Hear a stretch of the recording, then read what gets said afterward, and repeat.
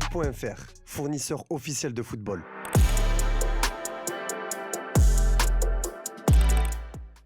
Salut à toutes et à tous et bienvenue dans ce premier JT Foot Mercato du jour le plus long. On commence à Marseille avec les premiers mots d'Imad Abdelli, arrivé à Marseille en provenance d'Angers après qu'un accord ait été trouvé hier entre les deux clubs. Franchement, je suis très heureux d'être ici, je suis prêt à tout donner pour ce club, j'espère qu'on va faire de belles choses, a-t-il déclaré à son arrivée sur le sol marseillais. On a connu meilleur contexte pour une arrivée, mais Abdelli sera un atout fraîcheur précieux alors que se profile la réception de Rennes en Coupe de France et le déplacement au parc pour affronter le PSG dimanche prochain. On poursuit le bal des arrivées à Marseille puisque quelques minutes après Imad Abdelli, c'est le milieu nigérian Tochukwu Nadi qui a débarqué à Marseille pour s'engager avec l'OM en provenance de Zulte Waregem. Je suis content d'être ici, c'est mon premier jour en France, je suis ici pour jouer au football et me battre pour l'équipe, c'est mon ambition, a-t-il déclaré. Toujours à Marseille, mais cette fois dans le sens des départs, Angel Gomes passe sa visite médicale avec Wolverhampton et va quitter le club faussaire. Autre départ côté marseillais, Matt O'Reilly quitte déjà l'Olympique de Marseille, le prix du Danois a été cassé et il va donc faire son retour du côté de Brighton.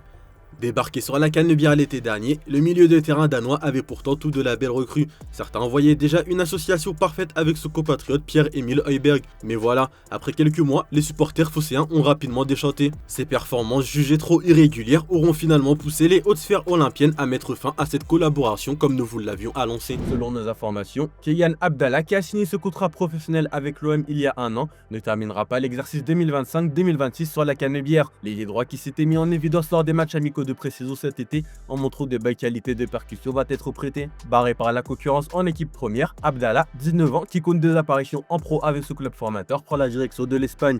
Il est prêté sans option jusqu'à la fin de saison au Nastic Tarragona, club partenaire du club phocéen qui évolue en 3e division. À Paris, la fin de mercato hivernal est agitée pour Noam Camara. Sur les départs du côté du Paris Saint-Germain, le jeune défenseur de 19 ans est courtisé. Ces dernières heures, nous vous révélions que le Parisien était convoité par le Bayer Leverkusen. Dans le même temps, l'OL est également sur le coup. Selon les dernières informations de RMC Sport, l'OL et le Camara ont trouvé un accord contractuel. Les deux clubs sont eux d'accord sur le principe d'un prêt avec option d'achat obligatoire, mais rien n'est encore bouclé. Reste à savoir qui va rafler la mise entre Lyon et Leverkusen. Si l'incertitude règne autour de Camara, côté OL, on a bouclé l'arrivée de Roman Yeremchuk. L'Olympique lyonnais en a fait sa priorité pour le secteur offensif de par son profil athlétique qui plaît au coach Paulo Fonseca. Aperçu du côté de Lyon ce dimanche, l'attaquant ukrainien quart de finaliste de l'Euro 2020 aurait déjà passé sa visite médicale. Selon nos informations, tout est bouclé pour sa signature sous la forme de prêt sans obligation d'achat. L'option est fixée à 4 millions d'euros. Retour dans le sud à Monaco, où les Rouges et Blancs et Al Ittihad ont trouvé un accord pour un transfert de Georges Ilenikena à hauteur de 33 millions d'euros. Ilenikena n'a pas encore confirmé pleinement les espoirs placés en lui sous le rocher. En effet, il n'a inscrit que quelques buts depuis son arrivée, mais son temps de jeu reste limité cette saison, qu'il s'agisse de titularisation ou d'impact offensif régulier. Face à cela, la SM se disait prête à acter un transfert sur une offre jugée satisfaisante de ce profil. L'attaquant de 19 ans sous contrat jusqu'en 2029 va donc plier bagages et s'envoler pour l'Arabie Saoudite. Toujours à Monaco, mais dans le sens des arrivées cette fois, on a fait de Simon Adingra une priorité. Transféré de Brighton à Sunderland l'été dernier, l'Ivoirien pourrait découvrir la Ligue 1 dans les prochains jours. Arrivé chez le promu anglais contre un chèque de 24 millions, le joueur de 24 ans n'a disputé que 15 matchs toutes compétitions confondues cette saison, dont 9 titularisations en Première Ligue. Une belle opportunité donc même s'il faudra s'entendre avec la formation anglaise. On reste en France, direction Strasbourg qui a bouclé l'arrivée du remplaçant d'Emmanuel Emega. En phase de reprise, le buteur néerlandais aurait rechuté de sa lésion musculaire et pourrait de nouveau être écarté des terrains pendant 6 semaines supplémentaires. De quoi pousser Strasbourg à se mettre à la recherche d'un renfort offensif. Et comme souvent depuis son arrivée au sein du pavillon de Bluco, le RCSA va bénéficier du recrutement de Chelsea pour faire face à la blessure d'Emega.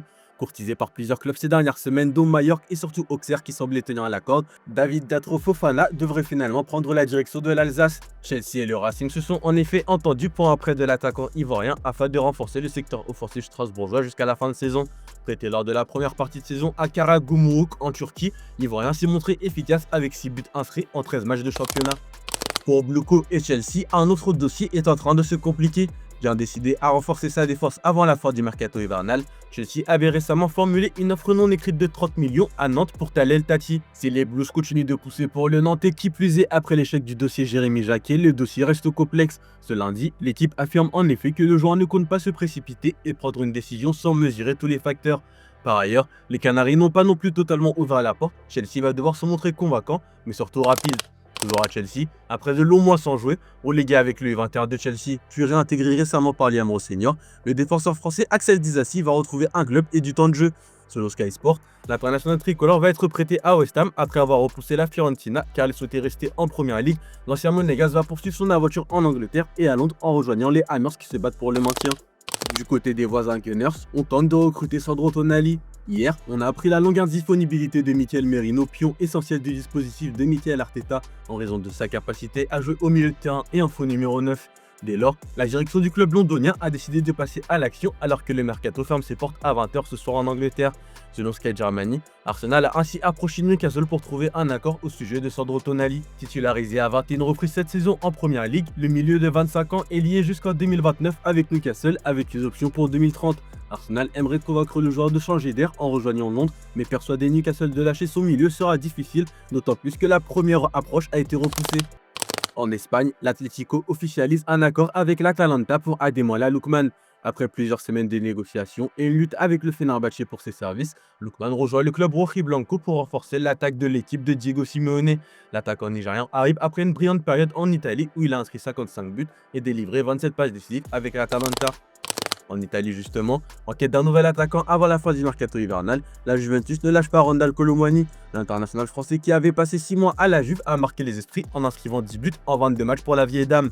Après à Tottenham où il n'a pas inscrit le moindre but en championnat, la Juventus souhaiterait le faire revenir pour relancer son attaque. Un pari compliqué, d'autant plus que Tottenham ne souhaite pas mettre fin auprès de son attaquant français en janvier. Mais à l'image des déclarations de Luciano Spalletti, on compte faire le forcing pour l'international français.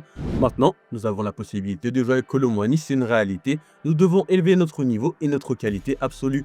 Nous avons besoin d'un joueur avec certaines caractéristiques, mais nous n'avons pas demandé Icardi a-t-il lâché. La Juve n'a plus que quelques heures pour convaincre son homologue anglais. On passe aux promos officiels de la journée avec la Juventus qui a officialisé le prêt de Jérémy Boga. Depuis plusieurs semaines, Jérémy Boga ne joue plus avec Nice. Agressé physiquement par les supporters à son retour d'une défaite à Lorient fin novembre, l'ailier de 29 ans n'était plus en odeur de sainteté en Côte d'Azur. Dès lors, une porte de sortie était recherchée pour l'ancien joueur de Rennes et Chelsea pour un départ cet hiver. Et séduit par son profil, la Juventus a décidé de jeter son dévolu pour le natif de Marseille. Kader Meïté, lui aussi, a quitté la France. Comme nous vous le révélions, Rennes a cédé son jeune attaquant de 18 ans, Kader Meïté, à Al Hilal. Le club saoudien a cassé sa tirelire puisqu'il a déboursé plus de 30 millions d'euros avec bonus pour s'attacher ses services. Le transfert a finalement été officialisé. Après avoir bouclé les arrivées de Coléochou, de Mounetti et de Coppola, le Paris FC vient d'enregistrer une 4e arrivée. Comme nous vous l'avions révélé, le club francilien a bouclé l'arrivée du milieu de 17 ans, Ruby Matondo. Un transfert qui a coûté environ 15 millions d'euros au PFC. Pure pépite du centre de formation de la GIA, Matondo a disputé 16 rencontres de Ligue 1 cette saison avec son club formateur, dont 6 titularisations. En Allemagne, le RB Leipzig récupère l'espoir Brian Gruda. Ailier droit allemand talentueux, le club de la galaxie Red Bull a réussi à s'adjuger son prêt jusqu'à la fin de saison et il disposera du numéro 10 avec sa nouvelle équipe. C'est la fin de ce premier JT et on se dit à très vite puisque 3 JT sont prévus aujourd'hui pour vous tenir au courant des dernières infos mercato. Alors on se retrouve un peu plus tard dans la journée.